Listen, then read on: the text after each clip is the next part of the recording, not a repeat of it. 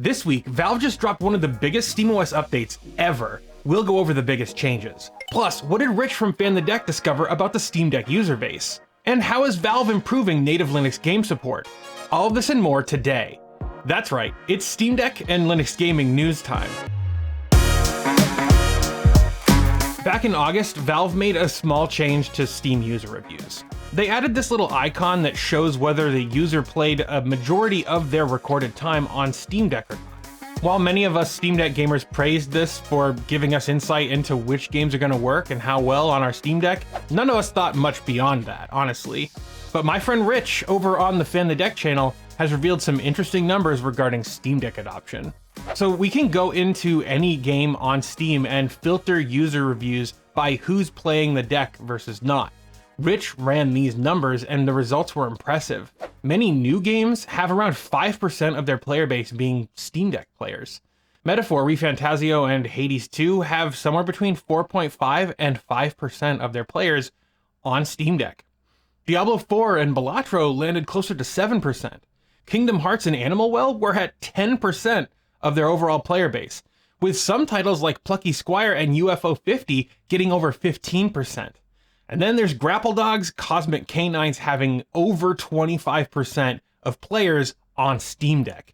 There are some outliers like Baldur's Gate 3, Stardew Valley, and Black Myth Wukong, but they are far more popular titles than some of these indies here.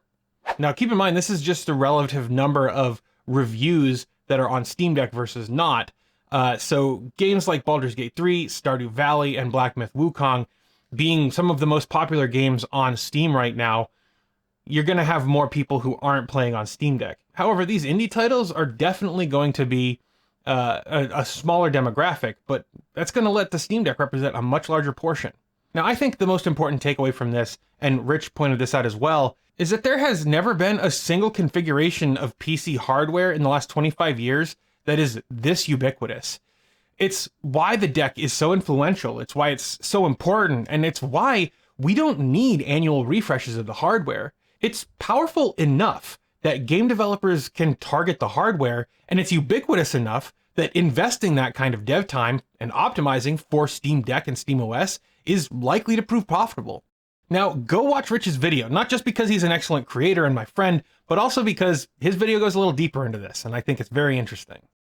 Electronic Arts has introduced their in-house EA anti-cheat into Battlefield 1, and once again, they've proved themselves to be hostile to progress and the interests of a not insignificant portion of their player base. Now, EA has been telegraphing this move for months now, and with the release of this update, they've essentially broken Battlefield 1 for Linux and Steam Deck players. This is only the latest hostile action that Electronic Arts has taken against Linux players, though. Battlefield 2042, Battlefield 5, EA Sports WRC, and Plants vs. Zombies Garden Warfare 2 have all had anti-cheat introduced after release, and thus breaking the experience for Linux and Steam Deck gamers. And really, at this point, it seems to me that uncooperative game developers who intentionally snub Linux gamers is still like the biggest stumbling block in terms of Steam Deck gaming. Now, the question is, what's it going to take for us to be able to overcome this issue? Perhaps it's time that Valve release hard numbers about how many Steam Deck units they've actually sold. I'd love to hear your thoughts on how Valve could address this issue. And while you're down there, why not like that smash button?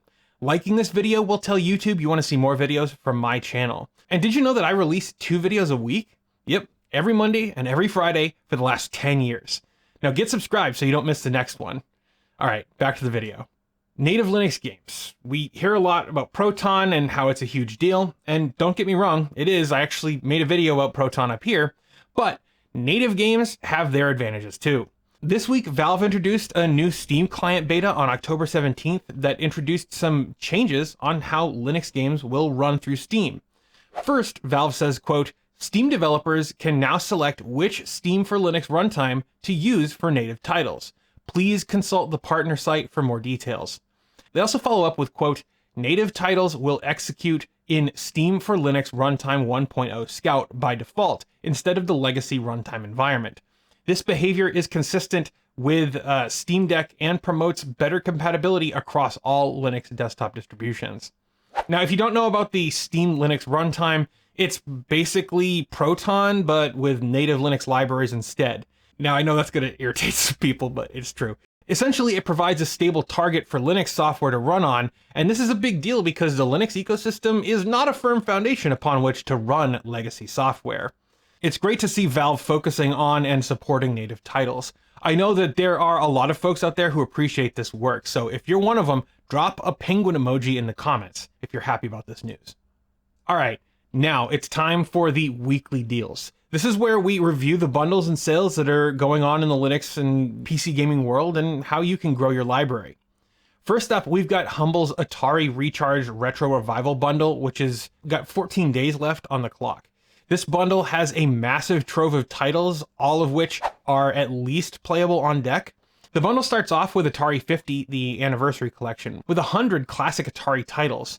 Then there's Caverns of Mars Recharged, there's Berserk Recharged, which is verified, Quantum Recharged, Breakout Recharged, which is verified, Yars Recharged, Gravatar Recharged, Missile Command Recharged, Asteroid Recharged, which is verified, Centipede Recharged, and finally, Black Widow Recharged. Now, $20 will get you 10 games plus a collection of over 100 classic titles spanning arcade cabinets, 2600, 5200, 7800, as well as their 8-bit computers and the Lynx and Jaguar. This is a pretty interesting collection here, and I really like seeing Humble bundles coming out with collections of games included as part of the bundle. Next up, we have the Fallout franchise. You can get a bunch of Fallout games up to 79% off right now. Fallout 4 Game of the Year is just $8.59, while Fallout 3 is just $4.59. There's also the Fallout Classic Collection at $4.59 as well. Now, primarily you're going to get Steam keys here, but some of the games on offer are also GOG keys, if that's more your thing. As with all of the deals of the week, you can find affiliate links in the pinned comment below, and if you use my links, you help this show at no additional cost to you. So, thank you.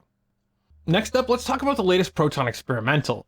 This change has some known issues and might have some other unknown regressions, so if you don't need to use this, you probably shouldn't, but this news is too cool to not talk about. So, what's going on? Well, according to the Proton changelog, Valve is introducing an overhaul to the video playback library called MediaSource, and this brings major changes and sets up further development. According to the linked GitHub issue, Valve developer Evil, which is a fun name on GitHub, said, quote, this update improves video playback in many games and enables us to fix even more things in the future. This change is substantial and may cause regressions. We've done extensive internal testing and made the changes available via the Bleeding Edge branch already, but it is now time to push the experiment even further into the default Proton experimental. In case of regressions in video playback, please report them here. And they have a list of games here that have improved or fixed video playback because of this change, including Soul Calibur 6, Call of Cthulhu, and more. Now this is awesome, as video playback has been a little bit spurious on Steam Deck for a while now, so I can't wait to see where this takes Proton in the future. I'll definitely be following this story.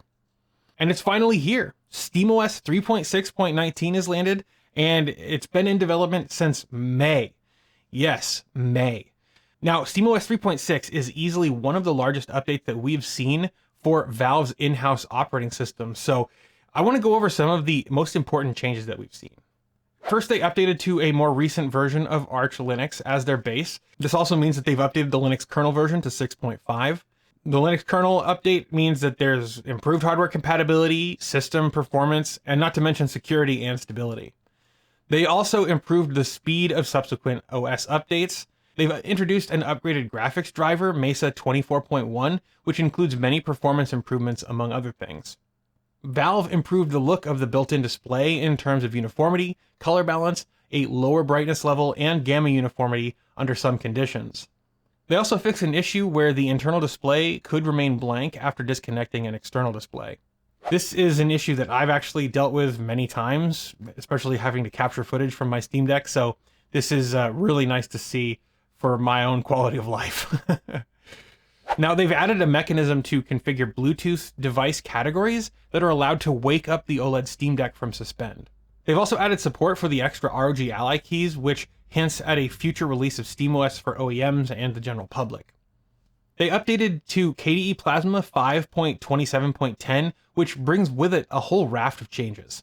They've also introduced new BIOS upgrades that fix embedded hardware and add support for the Windows Bluetooth driver on the OLED Steam Deck, while also on the LCD model introducing overclocking controls and battery life improvements up to 10% in light load situations.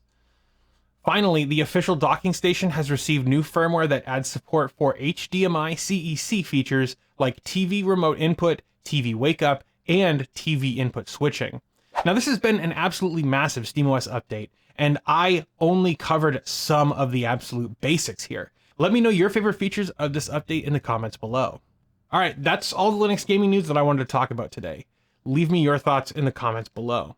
Now, I want to welcome Felix to the Singularity Club. Now, Singularity Club members are the top tier supporters on my Patreon, and if you want to get your name listed over here, you can help support this show with a monthly contribution on Patreon or as a YouTube member. These folks make what I do here a reality. Now that's going to do it for now. Thank you so much for watching, and I'll see you guys on Friday.